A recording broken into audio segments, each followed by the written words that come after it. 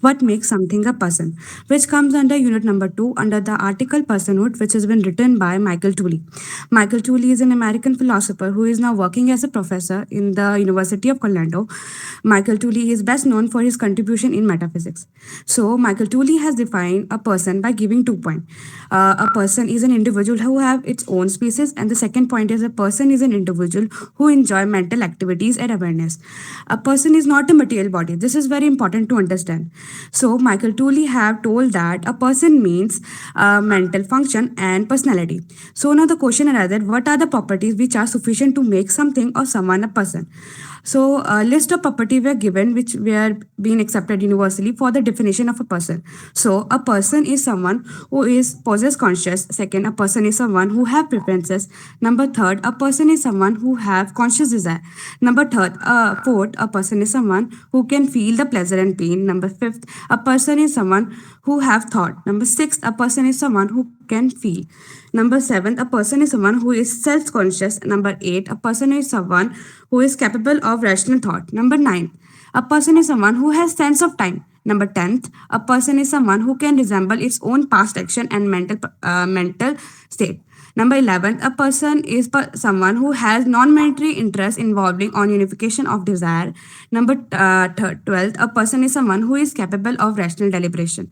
Number 14th, a person is someone who take moral consideration into account and choosing in possible action. Number 15th, a person is someone who can interact socially. And number 16th, a person is someone who can communicate. Therefore, these are the things which make a person a person. If we combine all of these properties together, a person is formed. Many people were in the favor of this properties, and many of them were against this property. So, to get a general argument, some of the properties were taken out.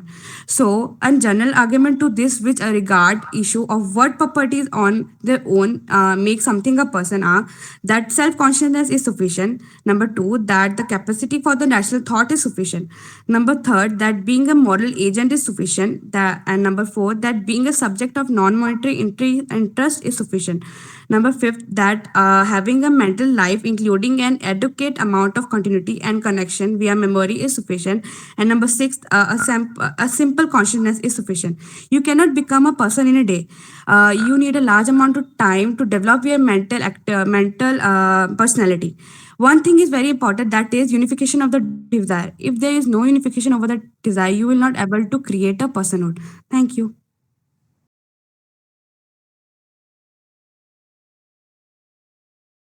So myself Tina Garg from B.A Hons Applied Psychology program, and I am here to give presentation on the topic personhood. So in philosophy, the word person may refer to various concepts, but the concept of personhood may be difficult to define in a particular way or in a particular manner due to its historical and cultural variations and the controversies that surrounds its uses in different contexts. The capacities and the activities that are common to the definition of the personhood majorly include self-awareness, human nature, the notion of past and future, agency, and the possession of right and duties, among others. If we talk about the importance of personhood, so the moral sense of personhood is basically the individual being's moral agents. And the moral agents are those agents who are capable of evaluating as moral, immoral, morally right, morally wrong, morally permissible, and morally impermissible. And whether it can be evaluated on the basis of like whether the individual is blameworthy or praiseworthy. So if we question like is are all human beings are moral persons or moral agents? So yes, it makes sense to hold them morally responsible for their own intentional actions, as all human beings are moral persons and moral human beings, and non-human beings and non-moral agents includes dogs, cats, fishes. So the answer is yes to the question. Yes, all human beings are moral persons and moral agents. And personhood is the status of being a person. And if we talk about defining personhood, it is difficult and it is a controversial topic in philosophy and law, as and it is closely tied with each other and includes the legal and political concepts of citizenship, equality, and liberty. So it is hard to define. So we can say that the processes that we perceive as the personhood, morally, socially, legally, depends cross culturally and varies cross culturally, but it demonstrates the notion of personhood are not universal. So we can say that personhood is basically the moral sense of being a person and the individual being moral agents, and it includes various abbreviations, like we can say it includes citizenship and moral sense, and we can say loyalty, etc. Thank you, ma'am. Written by Michael Tooley. Now we're going to discuss about what is personhood and what makes something a person. To philosophers, personhood is a technical term. Human being is a biological designation for those of the species Homo sapiens. Many thinkers hold that a person may or may not be a human being, and a human being may or may not be a person. This may sound very odd to you at first, but please pay attention to how we are using these terms.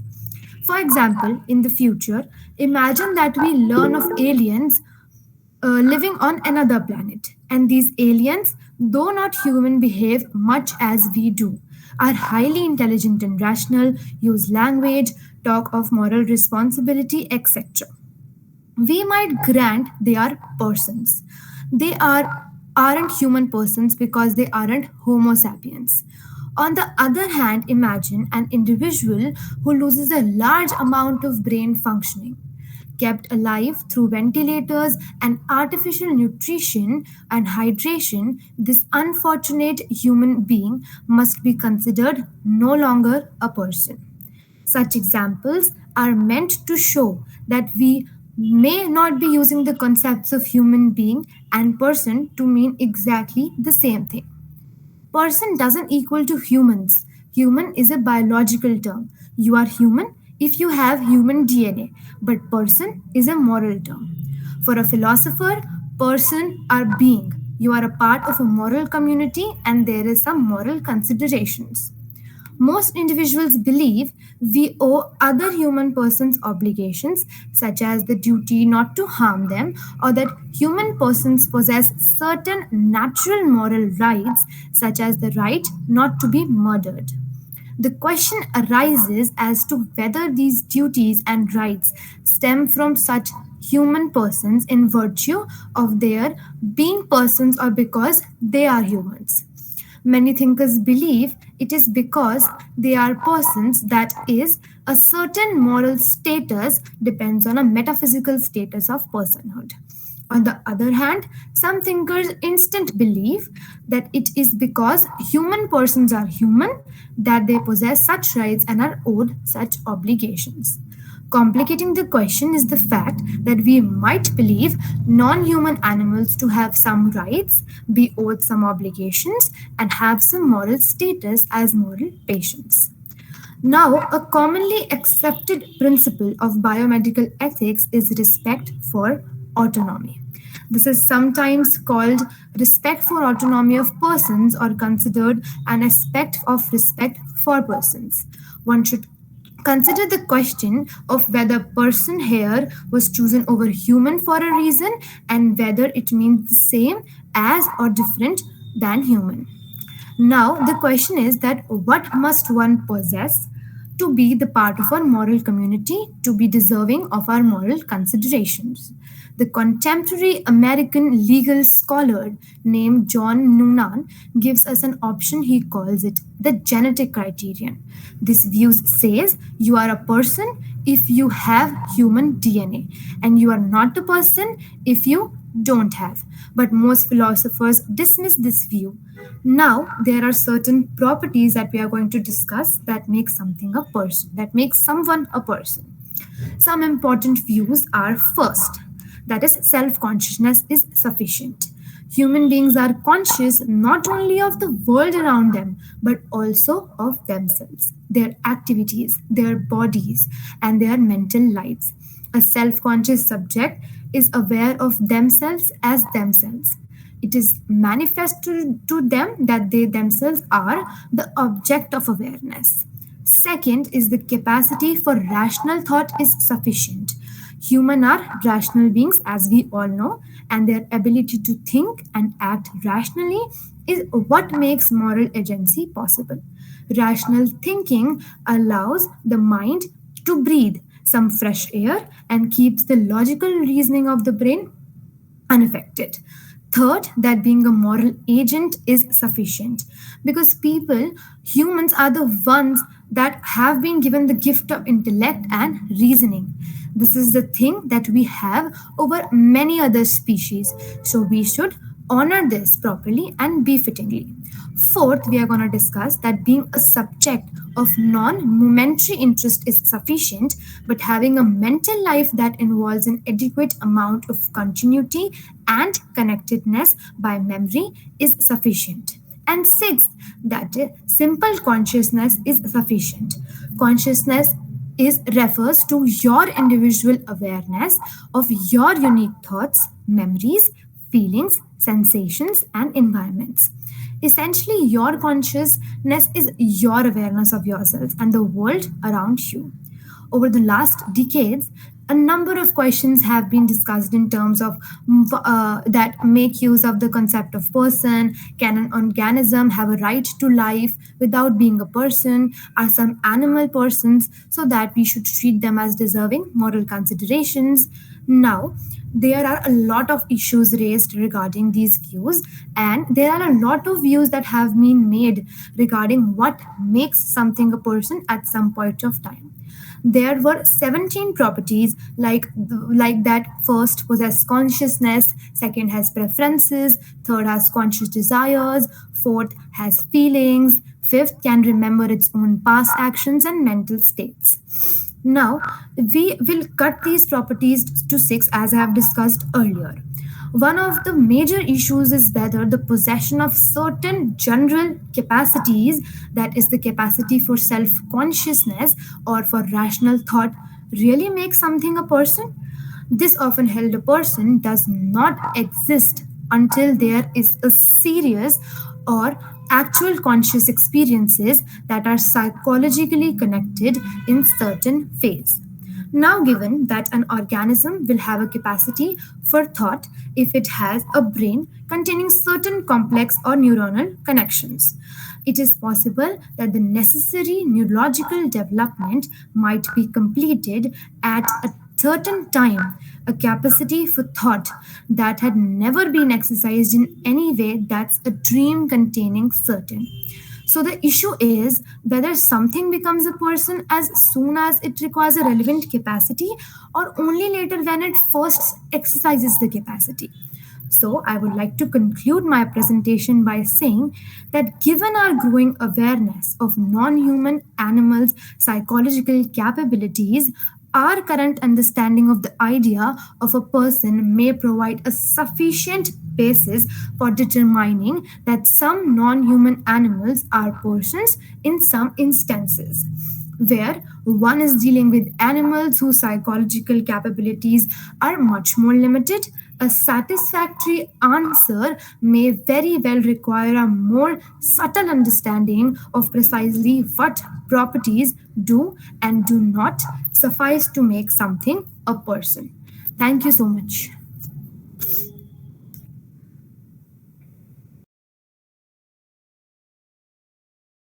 Hello everyone, I'm Mansi from Applied Psychology batch, and today my topic is Personhood, which is written by Michael Tolley. So this article is a bit long, but I will try my best to give you an outlook of the basics of personhood. So firstly, let me tell you that personhood is a state, whether the person is a being who is acquiring that state. So we'll be talking about the meaning of personhood in different contexts. Then we'll talk about how bioethics uses this concept of personhood. Thirdly, we'll talk about what makes something a person, and at last we'll talk about do all the person possesses the same moral status. So starting with the meaning of personhood. So meaning of a person can be understood in two different contexts. So So the very first context is the biological context. It is also known as the genetic criteria. It is originally given by John Noonan. So he says that anyone who belongs to our species, that is Homo sapiens, can be considered a person. The second is in context of mental life, which is also a cognitive criteria. So according to this, anyone who has a mental life, that means anyone who has memory, intelligence, attitudes, beliefs, ideas, feelings, anything which is mental, so that person is also considered a person. So bioethics deals with a lot of controversial issues like killing, letting someone die, abortion, or euthanasia, or also like a moral status of animals life. So bioethics uses the second concept, that is the mental life context, in order to create some basic moral principles. So for example, morality of killing. So there are four cases which needed to be described in order to understand the morality of killing. So before going on to the cases, let me tell you the functions of brain. So we have two parts of the brain, the upper part and the lower part. So the upper brain is actually consists forebrain. So forebrain is responsible for all mental activities like memory, problem solving abilities and all. And the lower brain consists the midbrain and the hindbrain. So hindbrain consists the spinal cord.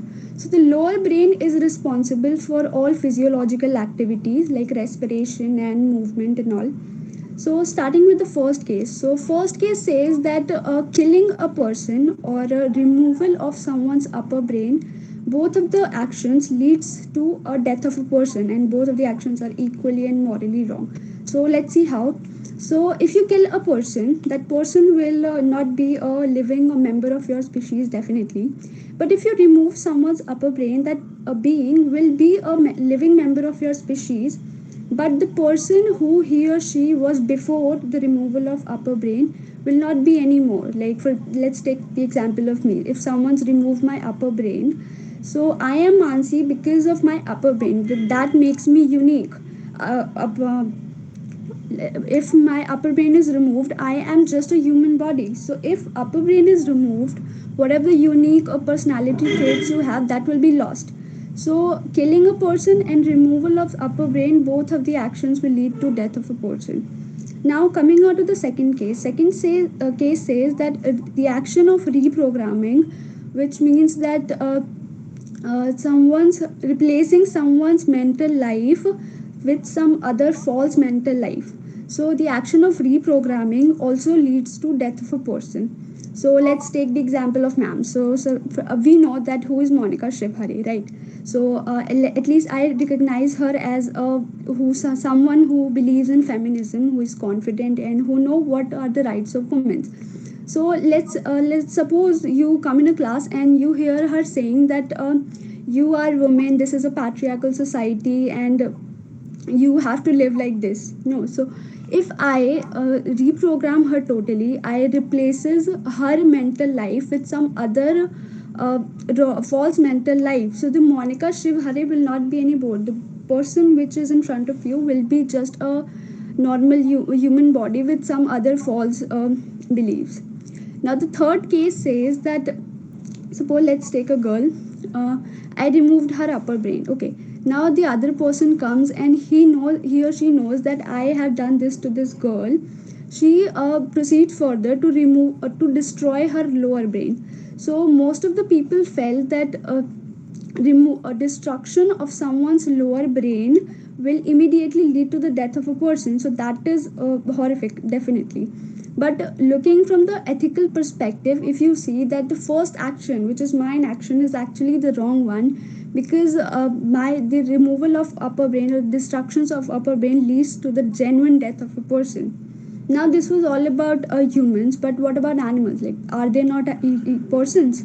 So the fourth case considered animals. So it says that animals are also persons. So let's take the example of chimpanzee. So chimpanzee also has a comparable mental life, or we can also say that superior mental life, because he has learned some sort of sign language, or he also have a problem solving abilities just like us. So the animals are also persons. So now there is a claim given by Eric Olson in 1997 that human persons are identical with human organisms. So if you look like a human organism, you can call yourself a person. But ethics says no, human person are not identical with human organisms, because the relationship is that human organism at a time may constitute a human person. For example, a newborn baby, he may look like a human organism, but he don't have a sort of mental life. He don't have the self-conscious thoughts, he don't have any sort of memory, so he will not be considered a person. Now, what makes something a person? So there are 16 or 17 characteristics given in the article which makes something a person, but those can be broadly classified into 5 properties. So the very first property is consciousness. So if you are a person, you are very well aware of what is going within yourself and what is going around yourself. Secondly, reasoning. If you are a person, you have the capacity to reason and judge well whatever is happening with you and whatever is happening around yourself. Third is ability to communicate. You as a person, a moral agent, you have the capacity, you have the ability to interact with people, to communicate, to share your ideas, to like absorb whatever the other has beliefs. The fourth is a self awareness. If you are a person, you are very much aware what who you are, what your goals and what your aims and all. The fifth is self motivating activities. So a person is always work what is beneficial for them. So this was all about what makes something a person. At last we'll talk about, do all persons have same moral status. So in order to understand this, let's take two entities. The very first entities is those who do not belong to our species, like for example animals. So animals possess all the characteristics, not all the characteristics, some of the characteristics, like they cannot communicate with us. They can communicate within their species, but they cannot communicate with us. So we are more of a person than any animal. Second entities, let's take who belongs to same species.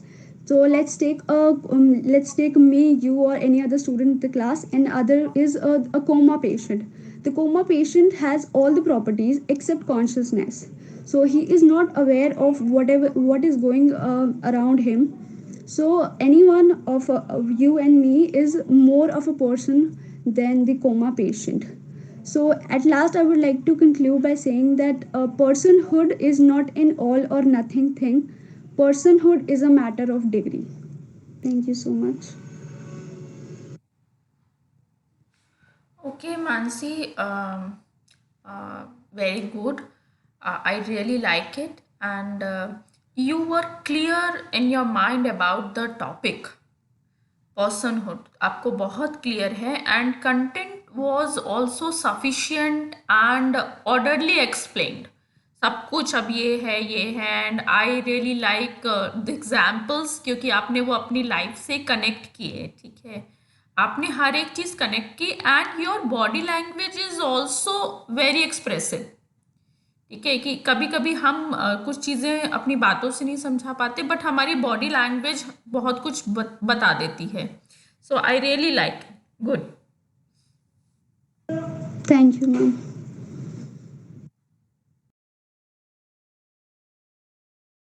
Good afternoon, ma'am. So, the topic of my presentation is personhood, and this article is written by Michael Toole. So, in philosophy, the word person, it may refer to various concepts. The concept of personhood is difficult to define in a way that is universally accepted. Due to its historical and cultural variability and the controversies surrounding its use in some contexts, capabilities or attributes common to definition of personhood, it can include human nature, agency, self-awareness of the past and future, and the possession of rights and duties, among others. The term person is used in two rather different ways. Sometimes its meaning is purely biological, and it is used to refer simply to individual belonging to our own species, like Homo sapiens. They often, however, people refer to entities that are not humans. They are considered to be gods, angels, and possible extra terrestrials as persons.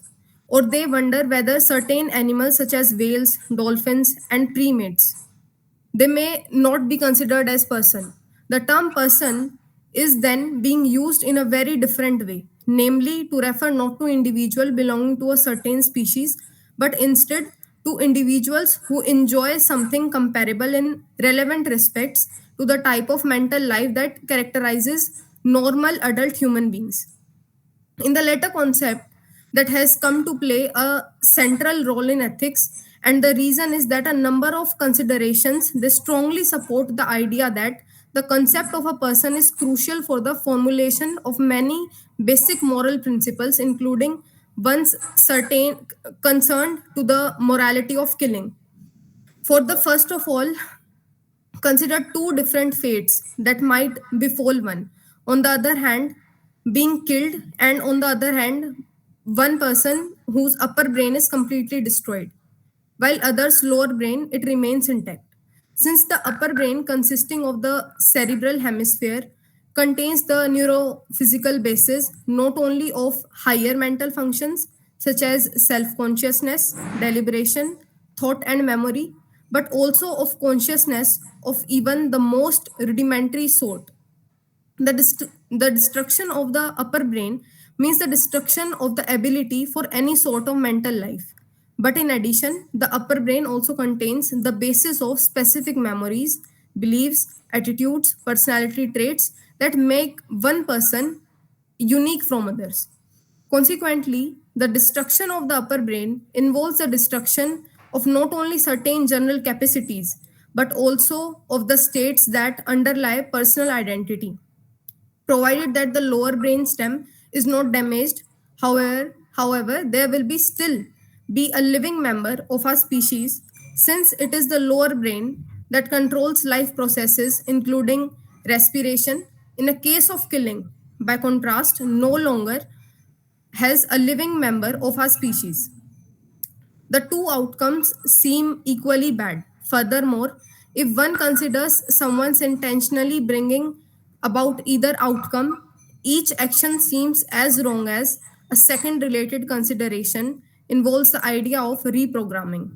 Suppose that rather than being killed, one undergoes total reprogramming, in which all of the one's memories, beliefs, attitudes, preferences, abilities, and personality traits are destroyed, and they are replaced completely unrelated pseudo memories, beliefs, attitudes, and personality traits. If this were done, an entity would still exist that would be not only a living member of our species, but also a psychologically normal adult human being. But would this outcome be any less unwelcome from the point of view of what individual is involved rather than two just considered?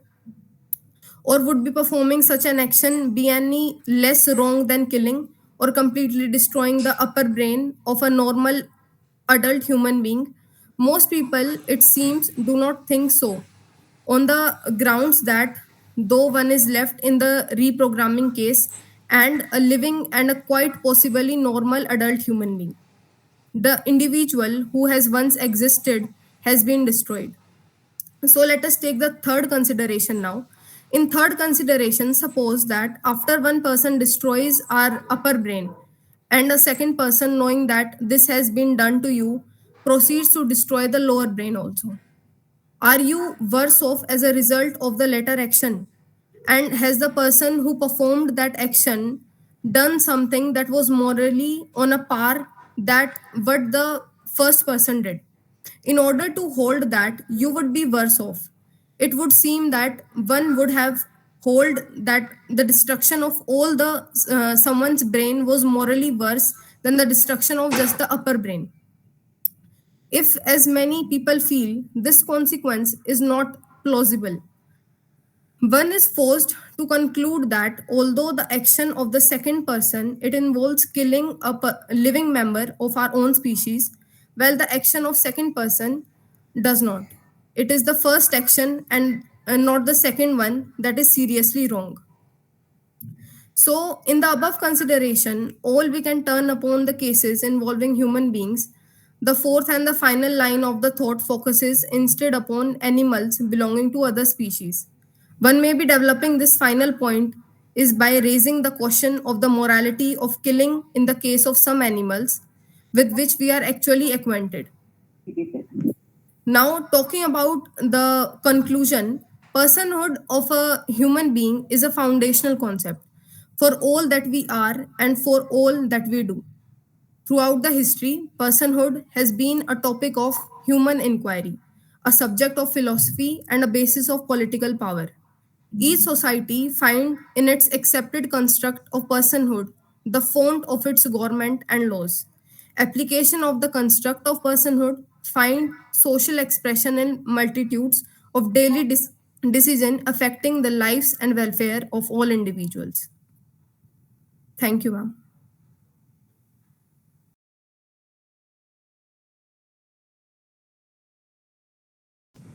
The Concept of It and the Wrongness of Killing, based on the article Personhood, written by Michael Tooley in the light of modern day bioethics. Michael Tooley has argued that personhood can be properly ascribed only when an identifiable individual possesses the capability of desiring to live, the concept of self as a continuing subject of experiences and other mental states, and the belief that it itself is such a continuing entity. This theory of personhood is of interest because it not only grants moral permissibility to abortion but also permits certain form of infanticide. Strict application of this theory could give justification to direct, intentional, free, voluntary, positive, and knowledgeable killing of the insane, comatose, and amnesia. In these cases, the ascription of personhood would not be permissible because the concept of continually existing self would be absent. And even further, if Tooley is to be believed, it may be possible to ascribe personhood to some of the five higher forms of animal life on the grounds that they may possess the capabilities, concept, and the beliefs mentioned above. Because of this theory seeks to grant the freedoms and protection of the right to life to many individuals who are not of the members of species Homo sapiens, while at the same time imposing many duties and obligations of members of that species. It deserves rather careful examination and attention. This article that we have studied put greater emphasis and concern on describing how the term person is used in two different bases. One purely biological or comparative to refer to individuals who enjoy something comparable to the adult life that characterizes normally human beings in adult terms. At the outset, it must be noted that Tooley does not establish any standard or criteria for determining the presence of previously mentioned desires, beliefs, or capabilities. Procedures are not set forth for determining when it's the case that members and non-members of species possesses the traits. This is rather a serious deficiency because the absence of this procedure makes it impossible to know to whom moral duties and obligations are to be ascribed. It is also impossible to know what are the obligations and duties of members of a species Homo sapiens. If individuals who cannot express synthetically and proportionally the content of their mental states are going to be candidates for admission into the class that we call as persons, then criteria for determining the presence of the required mental state must be established for fair judgments to be made. Tooley did not consider the development of these procedures sufficiently important to be included in his work, and no development of these methods have been made by him in the later works. And there are many categories in which the term person fits. According to him, people refers to social persons, moral person, metaphysical person, real person, and religious persons. And there are many categories that are not described in the article. While one category and personhood can be considered, no one category of personhood would be considered to be correct. Philosophers have tended to concentrate either on the metaphysical or moral aspects of personhood. After a few words on the other categories, the metaphysical and moral notion of person would be the primary focus of present entry in the following article. Thank you, ma'am.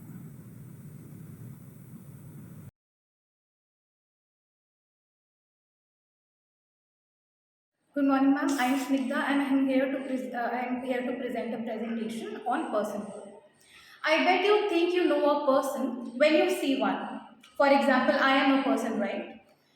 But was I always a person? Is John Struess a person? Or what about Freddie Mercury? Are they still people? What about a 9-month-old baby or a fetus? To philosophers, personhood is a very technical term. Person is not equal to human. You are human if you share human DNA. Philosophers define a person as somebody who is worthy of our moral consideration or a part of our moral community. They deserve moral consideration. This distinction is very important, but at the same time also complicates a lot of things because there might be some not humans that we think are worthy of this moral consideration, and some humans that we think do not deserve our moral consideration at all.